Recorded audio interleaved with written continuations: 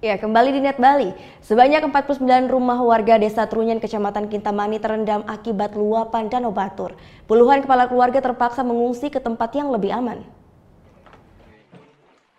Tingginya intensitas hujan dalam beberapa bulan terakhir yang menyebabkan Danau Batur yang berada di Kecamatan Kintamani, Bangli meluap. Luapan air danau pun telah merendam 49 rumah warga Desa Trunyan yang berada persis di pinggir danau.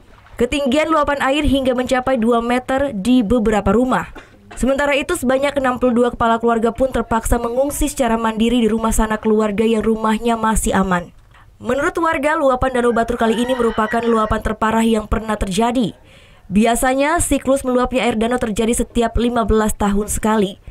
Namun sejak 2014, luapan Danau Batur telah terjadi hampir tiap tahun. Akibat bencana ini, kerugian ditafsir mencapai ratusan juta rupiah. Warga pun berharap pemerintah setempat segera memberikan bantuan. Ampun alam niki ketenaga. Sekarang ibu tinggal di mana jadinya? Ini di mertua. Ngungsi bu ya? Banyak ini paling lulusan ini hampir 20 rumah.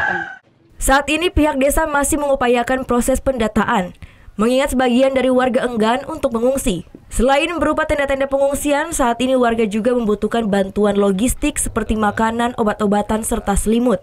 Belum mengumpulkan masyarakat yang terkena dampak daripada kedai ini untuk mencari kesepakatan apakah mau dipindahkan atau difungsikan sementara untuk kenyamanan masyarakat itu sendiri.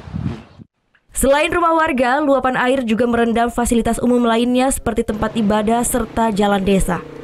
Karya Martana melaporkan untuk Net.